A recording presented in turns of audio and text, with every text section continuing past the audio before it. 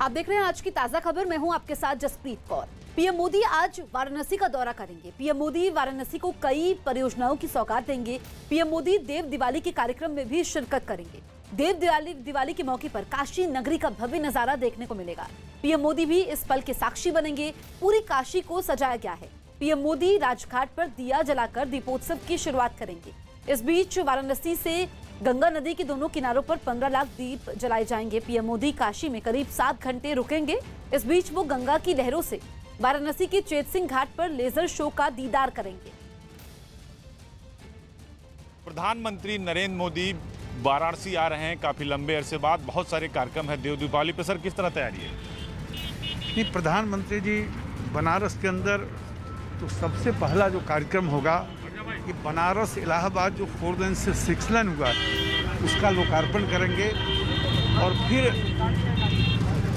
जो विश्वनाथ मंदिर का दर्शन करेंगे। और जो देव दिवाली जो देश और दुनिया में जिस की प्रसिद्धि है, तो प्रथम दीप जलाएंगे राजघाट और वहाँ से फिर रविदास घाट तक दीप दर्शन करेंगे। और अंतिम कार्यक्रम का सारनाथ में होगा, जहाँ लाइट और साउंड देखेंगे और फिर वापस दिल्ली जाएंगे। प्रधानमंत्री नरेंद्र मोदी एक लंबे अरसे के बाद अपनी संसदीय क्षेत्र वाराणसी पहुंच रहे हैं, जहां पर वो कई सारे कार्यक्रमों में हिस्सा लेंगे। जहां हम मौजूद हैं, ये राजा तालाब का वो मैदान है जहां पर लगभग 5000 लोगों की सभा भी होगी। आप मंच देख सकते हैं। इसी मंच पर प्रधानमंत्री अब संबोधन करेंगे, देश के लोगों को संबोधन करेंगे, अपने संसदीय क्षेत्र के लोगों को संबोधन करेंगे। बाकायदा स्टेज बनकर तैयार हो चुका है। साथ ही 73 किलोमीटर लंबे 2447 करोड़ की लागत से बने वाराणसी और प्रयागराज राजमार्ग के 6 लेन का जो चौड़ीकरण का लोकार्पण है, वो भी यहीं पर प्रधानमंत्री करेंगे। और बाकायदा जो एसपीजी का घेरा है वो यहाँ पर पूरी तरह से मुस्तैद होगा। हजारों पुलिसकर्मी यहाँ पर तैनात कर दिए गए हैं, क्योंकि प्रधानमंत्री का ये दौरा काफ़ी अहम है। क्योंकि एक लंबे अरसे कोरोना काल के पहले प्रधानमंत्री का दौरा यहाँ हुआ था और अब वो यहाँ पर आ रहे हैं, तो लिहाजा वाराणसी के लोगों को बड़ी सौगात देंगे। देव दीपावली के अवसर पर शाम को वो जहाँ लेजर शो देखेंगे, तो वहीं पूरी काशी को गंगा नदी के माध्यम से निहारेंगे, सारनाथ जाएंगे और कई सारे कार्यक्रमों में हिस्सा लेंगे। वाराणसी काशी विश्वनाथ कॉरिडोर में भी प्रधानमंत्री जाएंगे। तो सबसे बड़ा कार्यक्रम है वो इसी मैदान पर होगा। अगर आप पीछे देखें तो पूरी जो कुर्सियां हैं, बड़ा पंडाल, वाटरप्रूफ पंडाल ये लगाया गया है और यहीं पूरी तैयारियां की गई है, जहां पर प्रधानमंत्री लोगों को संबोधित करेंगे। और ये कार्यक्रम लगभग जो दोपहर के बाद का कार्यक्रम है, यहाँ पर संबोधन करेंगे प्रधानमंत्री की तरफ से। तो तैयारियाँ जो पुलिस फोर्स के लोग हैं वो यहाँ पर मौजूद हैं। तैयारी लगभग पूरी कर ली गई है। मैं काशी आया नहीं, मुझे मां गंगा ने बुलाया है। काशी के 84 घाट पर 15 लाख दिए जलेंगे और क्रूज में बैठकर प्रधानमंत्री नरेंद्र मोदी पूरी काशी को निहारेंगे। घाट के पीछे आप देख सकते हैं जल जो गंगा नदी है, इसके अंदर सुरक्षा के इंतजाम है। चेत सिंह घाट है, यहाँ पर बाकायदा लेजर शो होगा। सभी घाटों को विधिवत सजाया गया और राजघाट से लेकर 80 घाट तक आपको 84 घाटों पर 15 लाख दिए जलेंगे। और अगर पीछे की तस्वीर देखें तो भगवान नटराज आपको सीधे तौर पर दिखाई देंगे। जो पूर्वी इलाका है गंगा नदी का, आप देखिए वहाँ बहुत सारे लोग भी हैं जो उसका आनंद लेते नजर आ रहे हैं। तो कहीं ना कहीं जो तैयारियां हैं काशी को बिल्कुल सजाया जा रहा है। घाट के दोनों तरफ, जिस तरफ वाराणसी के घाट बने हैं जहां दिए जलेंगे, जिस तरफ गंगा नदी का दूसरा छोर है, लाइटिंग की व्यवस्था भी आप देखिए, बाकायदा खंभे लगाए गए हैं। अभी रात होते ही ये लाइटें जल जाएंगी। इंतजार होगा सिर्फ प्रधानमंत्री का, क्योंकि 2014 से लेकर अब तक लगातार काशी को नए कीर्तिमान के रूप में स्थापित करने की कोशिश प्रधानमंत्री की तरफ से किया जा रहा है। लिहाजा प्रधानमंत्री के लिए काफ़ी लंबे अरसे के बाद चूंकि वाराणसी आ रहे हैं, तो लिहाजा काशी को एक अलग रूप में वो देखना चाहते हैं। यही वजह है कि जनसभा भी करेंगे, इसके साथ सारनाथ भी जाएंगे, लेजर शो भी देखेंगे इसी चेत सिंह घाट पर जो हमारे पीछे दिखाई दे रहा है, और राजघाट पर जाएंगे जहां देव दीपावली का आनंद लेंगे। वीडियो जर्नलिस्ट अखिलेश के साथ अजीत सिंह, वाराणसी। प्रधानमंत्री नरेंद्र मोदी आज वाराणसी को एक बड़ी सौगात देंगे। 2447 करोड़ की 6 लेन वाराणसी इलाहाबाद जो मार्ग है वो उसका उद्घाटन करेंगे। और ये वही सड़क है जो हमारे पीछे आपको दिखाई दे रही। बाकायदा 5 बड़े एलिवेटेड फ्लाईओवर इस पर हैं, 3 फ्लाईओवर छोटे हैं और 10 वाहन अंडरपास यहाँ बनाए गए और पैदल 12 अंडरपास बनाए गए हैं। बाकायदा इस कार्यक्रम में नितिन गडकरी की तरफ से किया जाएगा। इसके अलावा मुख्यमंत्री योगी आदित्यनाथ वो यहाँ पर मौजूद होंगे। जो नितिन गडकरी हैं, सड़क परिवहन एवं राजमार्ग मंत्री, वो यहाँ पर मौजूद रहेंगे और उन्हीं की तरफ से ये बटन दबाया जाएगा प्रधानमंत्री की तरफ से और इस 73 किलोमीटर लंबे 6 लेन की शुरुआत कर दी जाएगी। तो एक बड़ा कार्यक्रम, बड़ी सौगात प्रधानमंत्री की तरफ से वाराणसी के लोगों को दी जाएगी। ब्यूरो जर्नलिस्ट अखिलेश के साथ अजीत सिंह, न्यूज़ 18 वाराणसी। मुंबई के धारावी इलाके में एक दिल दहला देने वाली हादसे की तस्वीरें सीसीटीवी में कैद हो गई। दरअसल मुंबई के धारावी इलाके की एक सोसाइटी में 5 साल के एक मासूम की लिफ्ट में फंसकर मौत हो गई।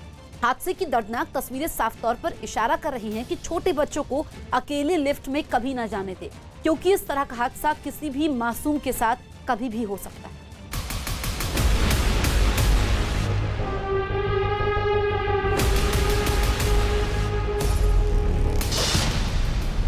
सीसीटीवी में कैद हुआ एक दर्दनाक हादसा। सीसीटीवी में कैद एक खौफनाक मंजर।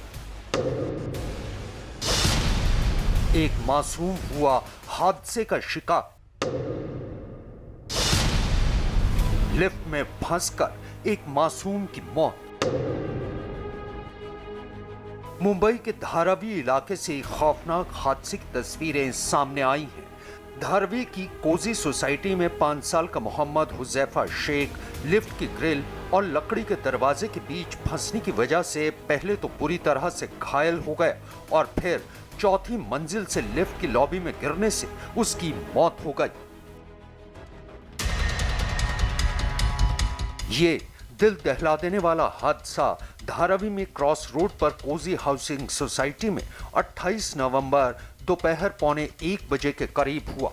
सीसीटीवी फुटेज में आप साफ देख सकते हैं कि सोसाइटी की लिफ्ट में 5 साल का मोहम्मद हुजैफा शेख अपनी बहनों के साथ दाखिल होता है। लिफ्ट में दाखिल होने के बाद वो खेल खेल में छठी मंजिल का बटन दबा देता है। इस दौरान जब लिफ्ट चौथी मंजिल पर पहुंची तो हुजैफा की दोनों बहनें उससे पहले बाहर निकल गईं, लेकिन हुजैफा लोहे की ग्रिल और लकड़ी के दरवाजे के बीच फंस गया और जब वो मदद के लिए लकड़ी के दरवाजे पर दस्तक दे रहा था और चिल्ला रहा था, तभी लिफ्ट ऊपर की तरफ बढ़ गई। यकीनन ये हादसा इस कदर दिल दहला देने वाला है कि इसके आगे की तस्वीरें हम आपको नहीं दिखा सकते, लेकिन इस कहानी का खौफनाक पहलू जरूर बता देते हैं। दरअसल लिफ्ट की ग्रिल और दरवाजे में फंसने के बाद हुजैफा लिफ्ट और दीवार के बीच में फंस गया। जब लिफ्ट चली तो दीवार और लिफ्ट के बीच में कुचले जाने से उसकी मौत हो गई। धारावी के इलाके में एक रिहायशी इमारत के अंदर लिफ्ट में एक 5 साल का मासूम बच्चा फंसता है और उसके जो हादसे की दर्दनाक तस्वीरें सामने आती हैं वो रोंगटे खड़े कर देने वाली हैं।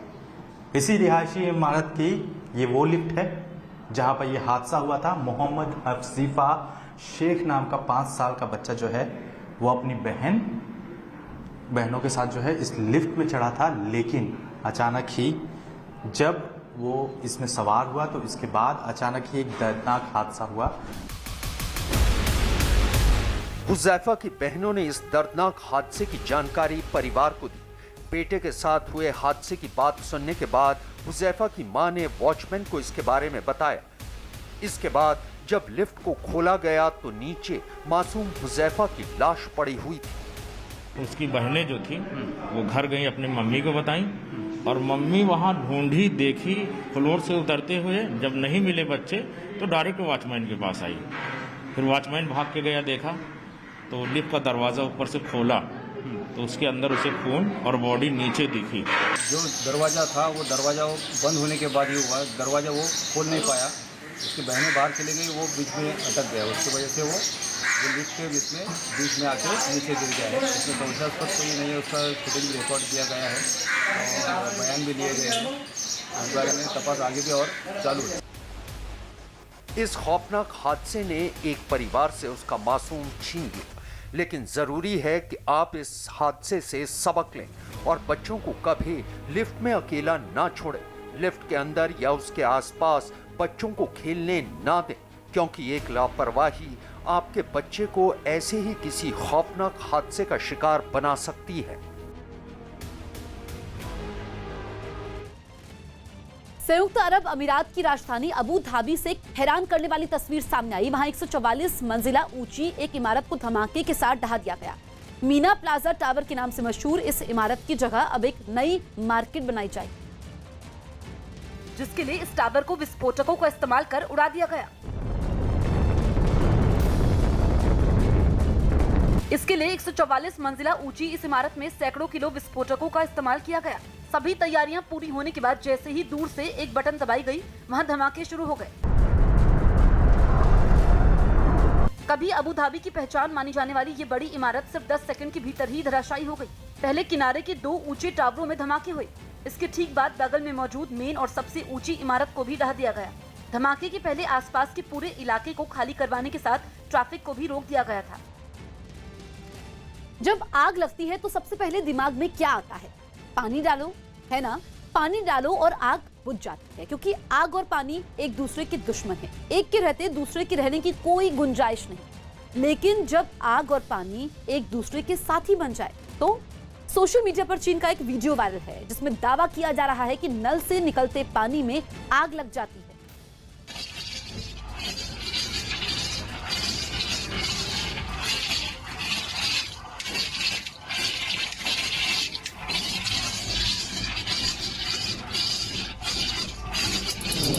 ये क्या?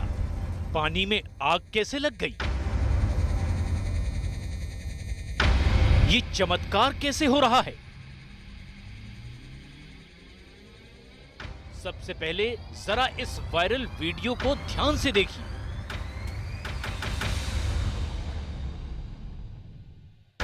नल से बहते हुए पानी के सामने लाइटर लगाया गया और आग भड़क गई। वो पूरे सिंक में फैल गई। जैसे नल से पानी नहीं, पेट्रोल बह रहा हो। नल से लपटें निकल रही है, पानी और आग एक साथ। ये कैसे? आंखों पर विश्वास नहीं हो रहा है ना? लोग अचरज में हैं कि आखिर ये हो क्या रहा है। कोई इसे झूठा बता रहा है और वायरल मैसेज में लिख रहे हैं, चीन में पानी में आग लगी हुई है। ये आंखों का धोखा है या हकीकत है? ये कुदरत का करिश्मा है या कोई तिकड़म? नल से पेट्रोल तो नहीं बह रहा। 2020 क्या क्या दिखाने वाला है? पहली नजर में तो कोई भी ये कह देगा कि ये तो पानी है ही नहीं, या फिर चमत्कार का ही नाम दे देगा। लेकिन अगर नल से वाकई पानी गिर रहा है, जैसा कि वायरल वीडियो के साथ दावा किया जा रहा है, तो ऐसा संभव भी है। सवाल ये, क्या पानी और आग का एक जगह से एक साथ निकलना मुमकिन है? पानी की इतनी तेज धार आग को बुझा क्यों नहीं पा रही? ऐसा तो नहीं कि नल से पानी नहीं, पेट्रोल डीजल निकल रहा हो। हमने वायरल वीडियो में किए गए दावे की पड़ताल शुरू की। पड़ताल के दौरान हमें ये वीडियो चीन की सरकारी वेबसाइट पर मिला। पीपल्स डेली चाइना के वीडियो में ये तो साफ हो गया कि वायरल वीडियो चीन का है, लेकिन पानी में आग क्यों लगी है ये साफ नहीं। पड़ताल आगे बढ़ाने पर हमें अमेरिका के पेंसिल्वेनिया के पर्यावरण संरक्षण विभाग की रिपोर्ट मिली, जिसमें साफ साफ ये बताया गया कि घर वाले नल में आग क्यों लग जाती है। पानी के नल में लाइटर लगाने से आग की लपटें निकलने लगती है। ऐसा भूमिगत पानी वाटर सप्लाई में प्राकृतिक गैस के लीक होने की वजह से होता है। गांव में पानी और गैस की पाइपलाइन एक साथ ही आती हैं। दुर्भाग्य से दोनों में लीक होने की वजह से घर घर गैस वाला पानी सप्लाई किया जाने लगा। जो डेवलप्ड कंट्रीज़ हैं, ख़ास तौर से यूरोपियन कंट्रीज़ हैं, चाइना है, तो यहाँ पर जो पाइपलाइन है, गैस पाइपलाइन और पानी की पाइपलाइन दोनों अंडरग्राउंड हैं। हो सकता है किसी कारण से अंदर ये लाइन कनेक्ट हो गई हो, तो जो एलपीजी गैस है वो पानी के साथ आने लगी हो। क्योंकि आपने देखा होगा कि उस वीडियो में पानी रुक रुक के आ रहा है, और रुक रुक के तभी आता है जब अंदर कोई ना कोई गैस उत्पन्न हुई हो। वायरल वीडियो पोस्ट करने वाली महिला ने भी बताया है कि पानी की इस समस्या से उनका परिवार 3 से 4 सालों से परेशान है। हाथ धोने या पानी से बर्तन साफ करने के बाद भी उनके हाथ सूखते नहीं। हाथ धोने के बाद चिपचिपापन महसूस होता है। मामले की शिकायत पानी की सप्लाई करने वाले स्थानीय कंपनी से की गई, लेकिन अब तक इसका कोई हल नहीं निकला। ये परेशानी उनके गांव के लगभग हर परिवारों की है। ये वायरल वीडियो आग और पानी के एक साथ निकलने का कोई इकलौता सबूत नहीं है। ताइवान के ताइनान शहर में भी एक ऐसे ही सोते से आग और पानी एक साथ निकलते हैं। अजरबैजान देश में भी यनार बुलाक नाम का एक सोता है, जिसका मतलब है आग का सोता। और विदेशी क्यों, मध्य प्रदेश के अनहोनी धाम में भी एक ऐसे ही सोते के पानी के आगे अगर आप माचिस की जलती तीली ले जाएं, तो वो ऐसे आग पकड़ता है मानो डीजल पेट्रोल हो। आग और पानी के एक साथ निकलने की बात कोई अजूबा नहीं। पानी में आग लगने की वजह एक ही है, जमीन के भीतर से पानी के साथ ज्वलनशील गैस बाहर निकल रही है जो आग पकड़ रही है।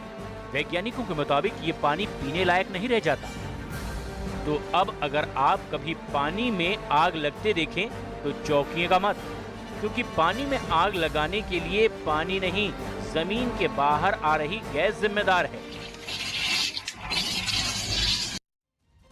बिहार के आरा में एक शादी समारोह के समय कुछ लड़कों ने स्टेज पर चढ़कर हथियार लहराए। दावा किया गया कि इस बीच लड़के नशे की हालत में थे, जिनका वीडियो सोशल मीडिया पर वायरल हो गया, जिसमें स्टेज पर डांस करने के समय कुछ लड़के हथियारों के साथ डांस करते दिखे। पिस्तौल लेकर नाच रहे लड़के ने कुछ देर बाद अपनी पिस्तौल साथ में डांस कर रही लड़की के हाथ में थमा दी। लड़की भी बेपरवाह पिस्तौल लहराते हुए डांस करती रही। कुछ और लोग राइफल और दूसरे हथियार लेकर भी वहीं डांस करते दिखाई दिए। बताया गया कि रात भर वहां इसी तरह डांस होता रहा। शादी समारोह में खुलेआम हथियार लहराने की घटना का वीडियो सामने आने के बाद मामला पुलिस तक पहुंच गया। पुलिस वीडियो के आधार पर मामले की छानबीन में जुट गई। से एक हैरान करने वाली तस्वीर सामने आई, जिसमें एक बच्चा अपने घर वालों के साथ लुका छिपी का खेल खेलते हुए एक फूलदान में फंस गया। खेलने के दौरान वो खुद को छिपाने के लिए उसके अंदर घुसा था, लेकिन उसकी ये गलती उसे भारी पड़ गई और वो फूलदान के अंदर फंस गया। सिर्फ उसका सिर ही बाहर की तरफ निकला दिखाई दिया, जिसके बाद वो घबरा गया और रोने लगा। फूलदान में जकड़े बच्चे को तड़पता देख उसके घर वालों से रहा नहीं गया और उन्होंने उसे एक हथौड़े से तोड़ना शुरू कर दिया। इस दौरान बच्चे को चोट न लगे, इसका पूरा ख्याल रखा गया। घर वालों ने फटाफट फूलदान को तोड़कर बच्चे को इस मुसीबत से बाहर निकाला, तब जाकर उसकी जान में जान आई। बिहार के बेगूसराय से एक डराने वाला वीडियो सामने आया। वहां जमीन विवाद के मामले में कुछ लोगों ने अपने पड़ोसी के घर में घुसकर मारपीट शुरू कर दी, जिसका वीडियो भी सामने आया। वीडियो में हाथों में डंडे लिए कुछ लोग एक घर में घुसते नजर आए। उस वक्त घर में सिर्फ महिलाएं थी, लेकिन हमलावरों ने बेरहमी से उनकी पिटाई शुरू कर दी। एक आदमी तो वहां मौजूद बुजुर्ग महिला पर डंडे बरसाता दिखाई दिया। भैया क्यों मार रहे हो? भैया सुने। अचानक हुए हमले से वो महिला फर्श पर गिर पड़ी, लेकिन वो आदमी उस पर ताबड़तोड़ डंडे बरसाता रहा।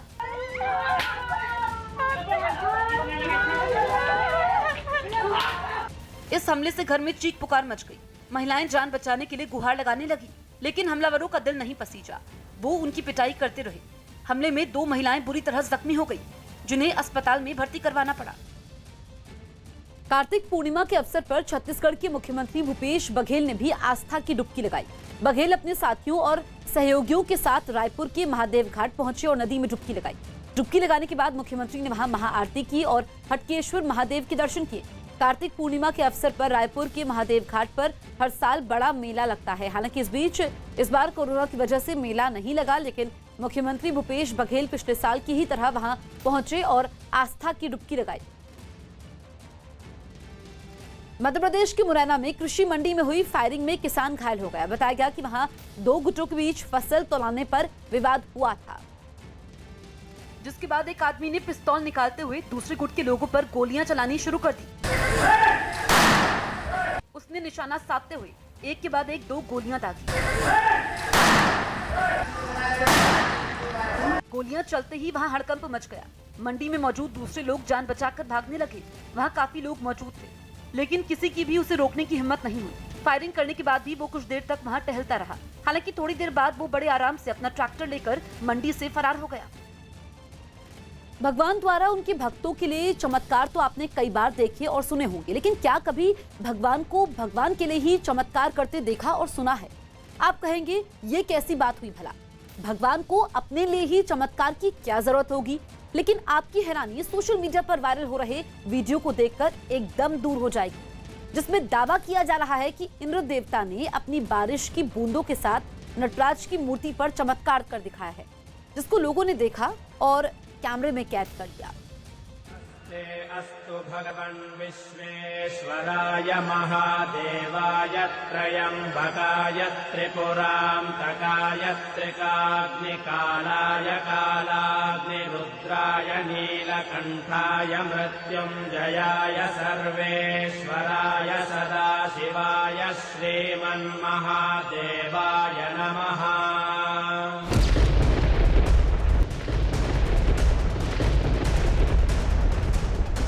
झमाझम बरसते बादल, लगातार होती तेज बारिश,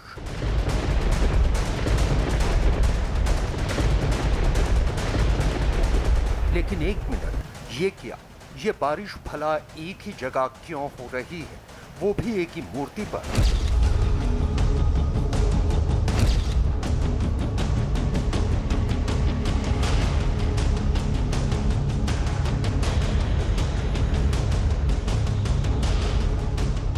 गौर से देखिए, दूसरी मूर्तियों पर तो बारिश की एक बूंद भी नहीं पड़ रही है। ये तो चमत्कार हो गया। सोशल मीडिया पर मंदिर के इस वीडियो को इंद्र देवता का चमत्कार माना जा रहा है और वीडियो को खूब शेयर कर रहे हैं। वीडियो के साथ दावा किया जा रहा है ये चमत्कार ही है जो नटराज की मूर्ति के अलावा आसपास की मूर्ति पर बारिश हो ही नहीं रही है। क्या ये चमत्कार नहीं कि ये बारिश सिर्फ नटराज जी की मूर्ति के ऊपर हो रही है, बाकी किसी और मूर्ति के ऊपर नहीं? वायरल हो रही वीडियो को लाखों लोगों ने देख लिया है और शेयर किया है, लेकिन ऐसा कैसे हो रहा है? क्या ये सच में कोई चमत्कार है? कहीं ऐसा तो नहीं कि किसी ने वीडियो के साथ शरारत की हो? वीडियो में दिख रही बारिश असली है भी कि नहीं?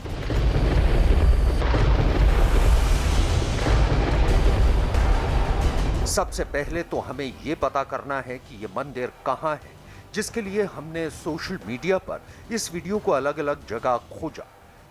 वायरल वीडियो हमें ट्विटर पर मंदिर के नाम के साथ मिल गया, जिसके बारे में लिखा गया है, तमिलनाडु के चिदम्बरम स्थित तिलाई नटराज मंदिर में दिखा अद्भुत चमत्कार, सिर्फ नटराज की मूर्ति पर बारिश होती दिखी। हमें सुराग मिल चुका है, इसलिए हमने अपने पड़ताल को तमिलनाडु के तिलाई नटराज मंदिर की तरफ मोड़ा और हमने इस मंदिर की वेबसाइट को भी खंगाला। इस वेबसाइट पर भी इस घटना को चमत्कारिक बताया गया है, लेकिन इस पर पूरी तरह से यकीन कर पाना मुश्किल है। इसलिए हमने अपनी पड़ताल को और आगे बढ़ाया। पड़ताल के दौरान हमें इस वीडियो का एक और हिस्सा मिला जो पूरे 3 मिनट 27 सेकंड का है। इसी वीडियो के 1 मिनट 45वें सेकंड पर मंदिर का आंगन भी नजर आ रहा है, लेकिन वो तो बारिश में भीग रहा है। देखिए, आंगन का फर्श पूरी तरह गीला है और साथ में पानी गिरने की आवाज भी सुनाई दे रही है।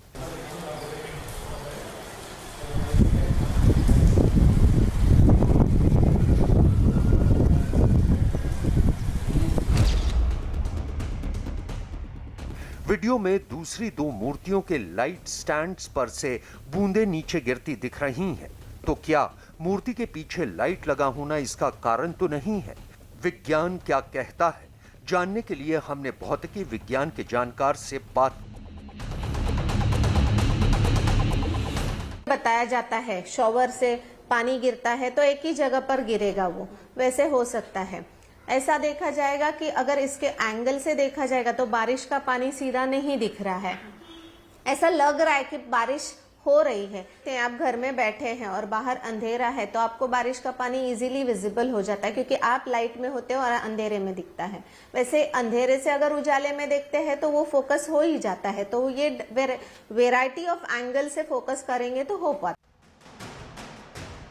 मतलब साफ है, रात के वक्त सिर्फ मूर्ति के पीछे साफ प्रकाश है, इसलिए सिर्फ नटराज की मूर्ति पर ही बारिश होते हुए दिख रही है, लेकिन असल में पूरे इलाके में बारिश हो रही है, ठीक वैसे ही जैसे स्ट्रीट लाइट के साथ हो रहा है। दरअसल जहां लाइट ज्यादा होती है वहां बारिश की बूंदों को देखना आसान हो जाता है।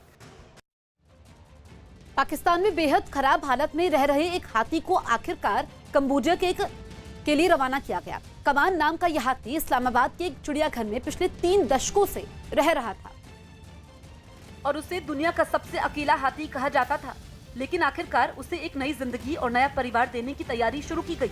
इस्लामाबाद के चिड़ियाघर में कुछ कर्मचारी इस हाथी को लोहे के एक बड़े से पिंजरे में रखते नजर आए। बाद में इस पिंजरे को क्रेन की मदद से उठाकर एक ट्रक में लाद दिया गया। इस बीच उसे खिलाया पिलाया भी गया। इस हाथी को विदाई देने के लिए वहाँ कई लोग भी मौजूद थे, जिन्होंने उसे खाने पीने की चीजें भी दी। कवान को श्रीलंका ने पाकिस्तान को गिफ्ट में दिया था, लेकिन सुविधाएं न होने की वजह से वो वहाँ काफी खराब हालात में रह रहा था। जानवरों के लिए काम करने वाले कई संगठनों ने उसकी बेहतर जिंदगी के लिए सालों तक अभियान चलाया। तब कहीं जाकर उसे कंबोडिया भेजने का फैसला किया गया। दक्षिण कोरिया में इस बार 3 जगहों पर ड्रोन टैक्सी उड़ाकर देखी। इसी के साथ वहां ड्रोन टैक्सी से सफर का सपना अपनी मंजिल की और करीब पहुंच गया। 2 हफ्ते पहले ही राजधानी सोल में इस ड्रोन टैक्सी का परीक्षण किया गया।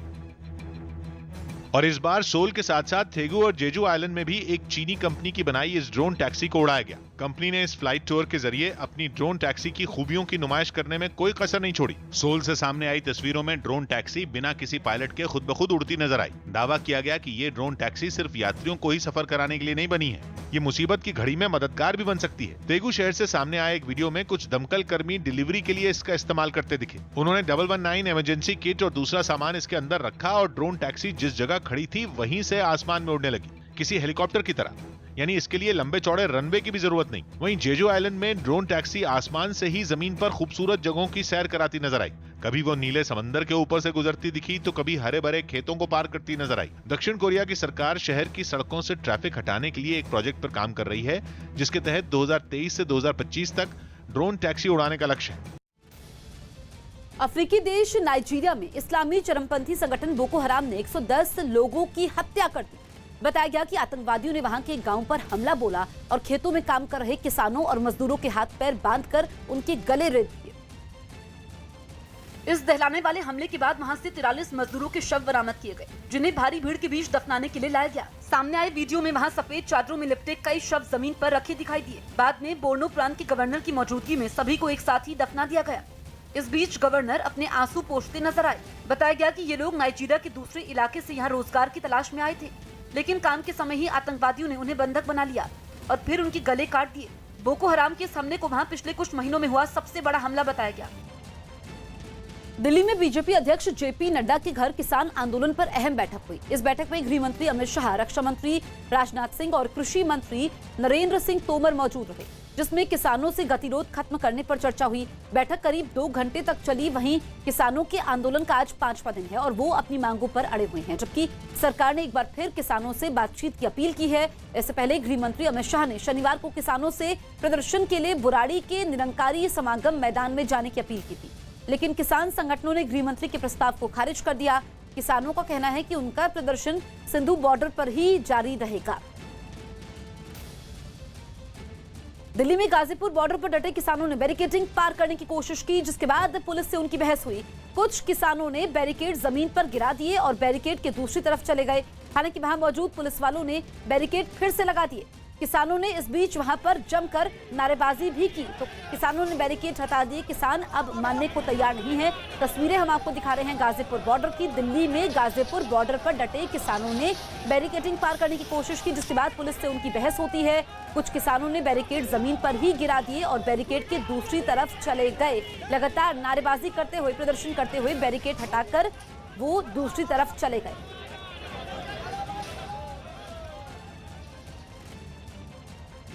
कृषि कानूनों के खिलाफ आंदोलन कर रहे किसानों से केंद्रीय कृषि मंत्री नरेंद्र सिंह तोमर ने फिर एक बार बातचीत की अपील की है। केंद्र सरकार की तरफ से जो प्रस्ताव दिया गया था कि बुराड़ी में आए, वो भी ठुकरा चुके हैं। मैं किसान भाइयों को यह अनुरोध करना चाहता हूं कि किसी भी समस्या का हल वार्ता से ही निकलता है। भारत सरकार उनसे पहले 3 दौर मिलने का काम कर चुकी है और चौथे दौर की बातचीत 3 दिसंबर को होने के लिए हम लोगों ने उनको निमंत्रित किया था। इसलिए वार्ता निरंतर जारी है। किसी के मन में ये बात नहीं आना चाहिए कि सरकार बात नहीं करना चाहती। हम पहले भी बात किए थे, आज भी बात कर रहे हैं और कानूनों पर भी बात करने के लिए तैयार हैं। और मैं किसानों को अनुरोध करना चाहूँगा वो आंदोलन का रास्ता छोड़कर वार्ता के लिए आए और भारत सरकार उनकी बात को खुले मन से सुनेगी। किसान आंदोलन पर राजनीति भी लगातार जारी है। एक तरफ बीजेपी इसके लिए कांग्रेस को जिम्मेदार मान रही है, तो वहीं दूसरी तरफ कांग्रेस बीजेपी पर आरोप लगा रही है। ये कांग्रेस का आंदोलन है, ये प्रायोजित आंदोलन है। आज जब भारत सरकार के गृह मंत्री श्री अमित शाह जी अपील कर रहे हैं कि आप दिल्ली आइए, आपको निर्धारित स्थान जहाँ पे किया गया वहाँ पे आप बैठिए, मीटिंग करिए, आप शांतिपूर्ण ढंग से प्रोटेस्ट करिए और सरकार दूसरे दिन आपसे वार्ता करने के लिए तैयार है। देखिए, टकराव की स्थिति नहीं करनी चाहिए। सरकार को तुरंत बुलाकर इमीडिएटली बात करके बातचीत द्वारा समाधान निकाला जाए। जो भी है उनको उनसे बात कर, जो भी अमेंडमेंट चाहते हैं, जो अमेंडमेंट करते हैं उनको संतुष्ट करके और इसका समाधान निकाला जाए।